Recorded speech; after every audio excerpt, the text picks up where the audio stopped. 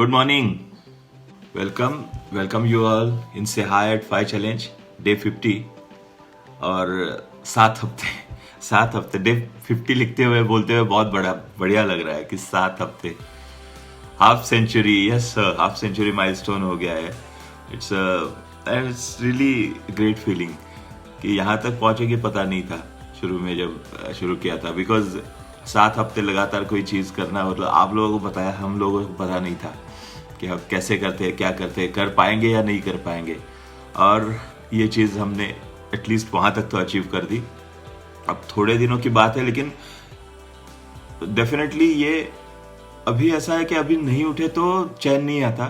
ये वाला चीज़ तो हो गया है. अभी अपने आप से उठना और अपने आप पे यहाँ वो सब उठने के बाद जो भी एक्सरसाइज वो सारा वो होने लगा है अपने आप. वो एक रूटीन आने लगा है, ऑटोमेटाइजेशन होने लगा है.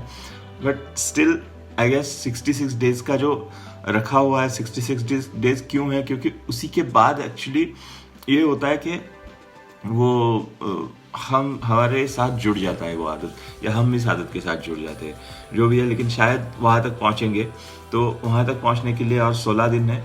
और यही सफ़र सबसे मुश्किल है, क्योंकि एंड तक आते आते ऐसे लगने लगता है कि हाँ अब तो सब हासिल कर लिया. तो वहाँ पे थोड़ा पाँव फिसलने की का खतरा रहता है. मुझे लगता है उस खतरे से बच के रहना पड़ेगा.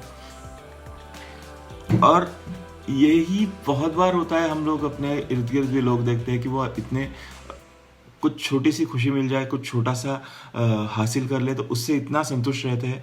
आत्मसंतुष्टि आ जाती है कि, और ये आत्मसंतुष्टि धीरे धीरे इस तरह से बढ़ने लगती है कि सब कुछ मुझे मिले, जो भी है मुझे चाहिए, मेरे लिए चाहिए, मेरे बेटे के लिए, मेरे परिवार के लिए. और ये जो बढ़ता जाता है ना, खुद के लिए हर चीज़ पाने का जुनून, वो इतना बड़ा हो जाता है कि वो पता ही नहीं चलता कि उसी खुद को पाने के जुनून में हम झुलस रहे हैं. तो एक दिन ये हमें भी ले डूबेगा. और ये जब तक डूबते नहीं है तब तक पता नहीं चलता कि इस जुनून ने क्या किया है. और हम इतने उदाहरण देखते हैं आजू बाजू, लेकिन फिर भी लोग वहाँ उससे कुछ सीख नहीं पाते, क्योंकि वो एक नशा होता है. वो शायद पावर का नशा हो या सक्सेस का नशा हो, जो भी है, वो उस पाने के उस नशे में, उस आदत में, उस लत में सब कुछ भूल जाते हैं हम. दिमाग पे पर्दे पड़ जाते हैं, बोलते हैं ना, वैसा हो जाता है. और फिर हमारा ही खुद का नुकसान हो जाता है.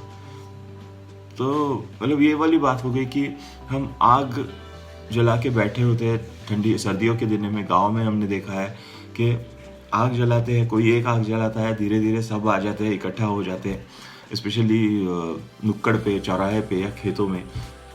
और फिर आ जाते हैं, वो बातें करते हैं, आपस में बातें करते हुए, बातचीत चलते हुए वो सर्दी से बचने के लिए आग का सहारा लेते हैं.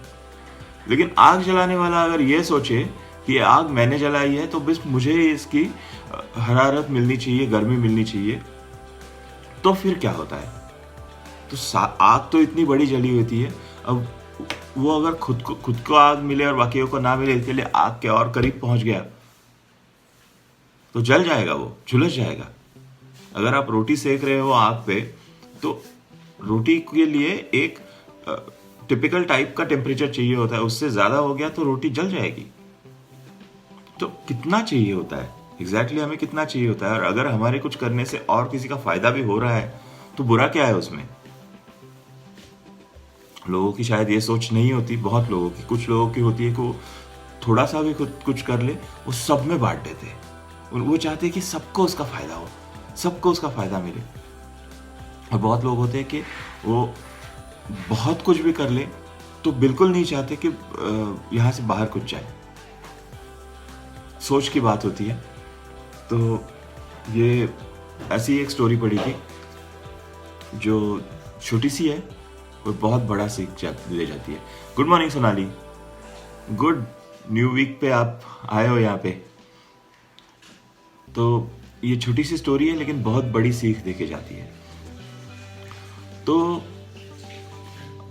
ऐसा है, कभी किसी ज़माने में एक बुद्धिस्ट नन हुआ करती थी, जो उसने अपना जीवन पूरा बुद्धिज्म को उनकी सेवा में अर्पण किया था.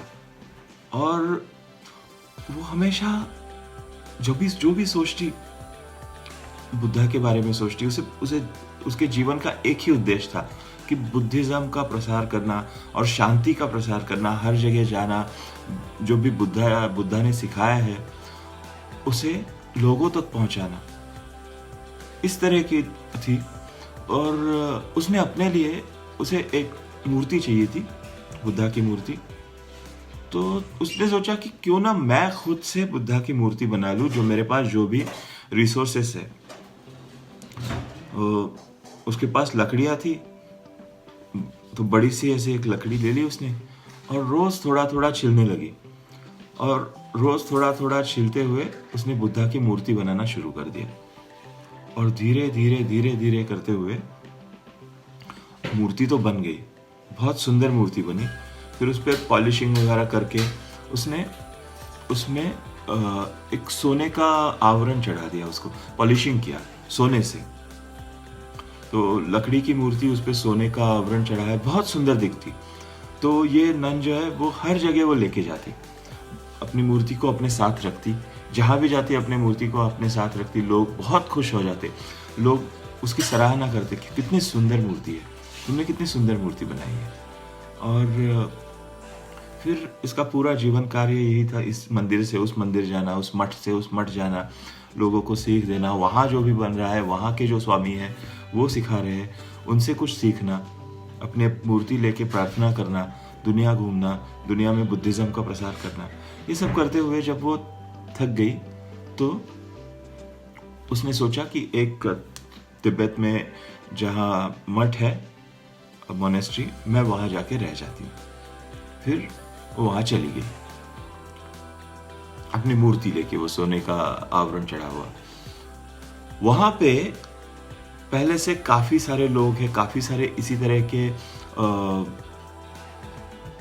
बुद्धिस्ट स्वामी हैं, वो आए हुए हैं, उन्होंने भी शरण ली है। वो भी वहाँ रह के प्रार्थना करना चाहते हैं, अपना पूरा जीवन वहीं पे व्यतीत करना चाहते हैं। अब सबके पास वहाँ पे मूर्तियाँ हैं, सबकी मूर्तियाँ हैं अलग अलग। तो ये नन आ गई, इसे भी इन लोगों ने कहा कि आप ये वाला आपका कमरा है और ये यहाँ पे इस स्थान पे आप अपनी मूर्ति रखिए। तो उसने अपनी मूर्ति वहां रख दी। सारी मूर्तियों में ये मूर्ति सबसे सुंदर लग रही थी। और अब ये होता था कि इसे इतने सालों से उस मूर्ति की सराहना सुनते हुए उसे उसके मन में ये हो गया था कि ये मेरा बुद्धा है, ये वाली मूर्ति मेरी है, मतलब मूर्ति मेरी नहीं है सिर्फ, ये बुद्धा ही मेरा है, ये मेरा बुद्धा है, बस मेरे अकेले का है और किसी का इस पे हक नहीं है। तो उसने मूर्ति रखी। अब इसने अपने बुद्धा के लिए उसे अगरबत्ती जलानी है, तो अगरबत्ती भी एक खास किस्म की अगरबत्ती, खुद से मेहनत करके, तरह तरह के सुगंध है वो इकट्ठा करके, खुशबू है इकट्ठा करके उसने वो अगरबत्ती बनाई है। वो खास अगरबत्ती ही वो जलाती है अपने बुद्धा के लिए, और उसकी सुगंध इतनी बढ़िया है कि लोग जब भी आते उसी मूर्ति के पास सुगंध ढूंढते ढूंढते आते। तो इसे अच्छा लगता कि सुगंध ढूंढते ढूंढते आए, मेरी मूर्ति देखी, मेरे बुद्धा को इन्होंने प्रार्थना की, प्रणाम किया। लेकिन उसके मन में धीरे धीरे ये होने लगा कि मैं अगरबत्ती जला रही हूँ और अगर दरवाजे तक उसकी खुशबू जा रही है, इसका मतलब ये है कि बाकी की जो मूर्ति है, बाकी बुद्धा है, उन्हें भी ये मिल रही है खुशबू, उन तक ये खुशबू पहुंच रही है। तो मेरे बुद्धा की, मेरी अगरबत्ती की खुशबू बस मेरे बुद्धा के लिए मिलनी चाहिए और किसी को नहीं मिलनी चाहिए। उसने बाम्बू का जो वृक्ष है वो लिया। बाम्बू तो अंदर से खोखला होता है, एक पाइप की तरह होता है। उसने उसे पूरी तरह से पाइप की तरह बना दिया। जो जॉइंट्स थे, उस पे जो भी आवरण लगा था, उसे तोड़ तोड़ के एक पाइप बना दिया। कितना होता, मूर्ति यहां तक है, 2 फीट का फासला है तो 2 फीट का बना दिया उसने। अब उसका उद्देश्य ये था कि एक फनल जैसा बनाए, जहां से धुआं, अगरबत्ती अंदर जलाए तो धुआं बस वो पाइप के जरिए बुद्धा की नाक तक पहुंचे। अब मूर्ति है, लकड़ी से बनी मूर्ति है, हर रोज धुआं लकड़ी से बनी मूर्ति के पास पहुंच रहा है, बाकी कहीं नहीं फैल रहा है, ऐसे उसे लग रहा है।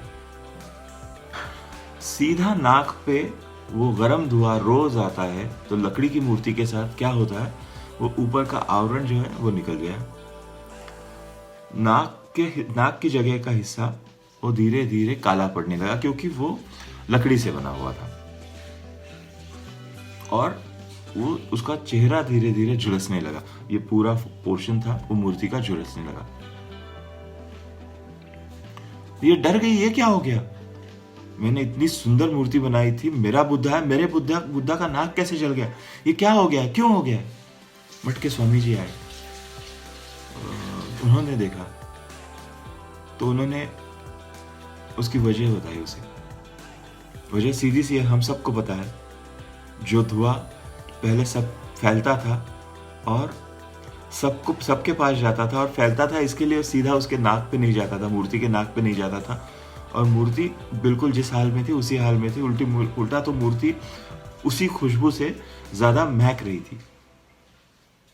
अब ये सीधा धुआं अगर नाक पे जाता है, वो गर्मी नाक पे जाती है, तो ऑब्वियसली नाक झुलस गया है।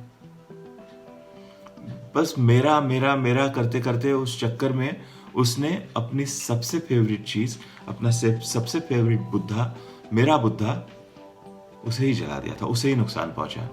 तो गुरुजी बोले कि बाकी सारे भी तो बुद्धा ही है, बुद्धा कोई एक नहीं, एक की मिल्कियत नहीं है, बस तुम्हारी मिल्कियत नहीं है, बुद्धा सबके है, बुद्धा हम सबके है, वो सबसे प्यार करते हैं, ना कि किसी एक की मिल्कियत है, ना कि कोई एक उस पर कब्जा कर सकता है। एक मूर्ति यानी बुद्धा नहीं है, सारी मूर्तियां बुद्धा है, सारे चराचर में बुद्धा बसे हुए हैं।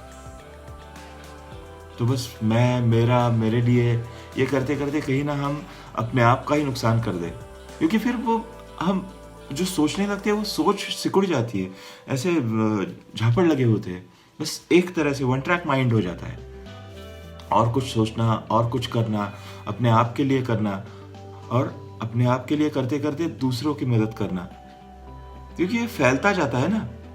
तो ये जब तक फैलेगा नहीं, ये जैसे मैंने पहले से कहा था कि नेगेटिविटी है जो, वो जल्दी फैलती है, पॉजिटिविटी कम फैलती है। तो कोशिश करते हुए नेगेटिविटी ना फैला के पॉजिटिविटी फैलाए तो बढ़िया होगा ना, क्योंकि पॉजिटिविटी तो वो होती है कि जो सबके साथ बांटी जाए, नेगेटिविटी वो होती है जो अपने तक रखी जाए। तो नेगेटिविटी के लिए ठीक है कि अपने तक रखो, लेकिन पॉजिटिविटी तो फैलनी चाहिए, वो महक फैलनी चाहिए। कहीं ऐसा ना हो कि वो पॉजिटिविटी धीरे धीरे गुरूर में बदल जाए, अहंकार में बदल जाए, फिर गड़बड़ हो जाएगी। मैं जल्दी जाग रहा हूं, इसका मतलब ये नहीं है कि मैं दुनिया से कुछ अलग कर रहा हूं तो मैं बड़ा हो गया। मैं जल्दी जाग रहा हूं, इसका मतलब ये है कि मैं जल्दी जाग के अगर मुझ में बदलाव ला सकूं, तो कोई मेरा बदलाव, ये चीज, ये जो अच्छी चीज है, मैं किसी एक तक पहुंचा सकूं तो सफल हो गया, क्योंकि धीरे धीरे वो एक और किसी एक के पास पहुंचाएगा। तो ऐसे ही होता है ना, वो धीरे धीरे फैलता है। तो बस यही है, 50वां दिन है, तो गुरूर के बदले ज्यादा रिस्पॉन्सिबिलिटी आनी चाहिए, और आ गई है कि अभी यहाँ से सफर बहुत मुश्किल है, यहाँ से फिसलने का डर है, तो यहाँ से फिसलना नहीं है, यहाँ से और आगे बढ़ना है। आगे बढ़ के खुद की जो इम्प्रूवमेंट है वो तो करनी ही है, साथ में अगर ये मैसेज और एक आध दो लोगों तक पहुंचाए तो और भी बढ़िया। बस आज के लिए इतना ही, and let's celebrate this 50th day by doing positive things, many more positive things. I am sure हम सब वही कर रहे हैं, तो वही करते रहेंगे। And stay happy, stay motivated, stay safe, and see you tomorrow in से हाई एट 5 चैलेंज के डे 51 पे। Bye, take care.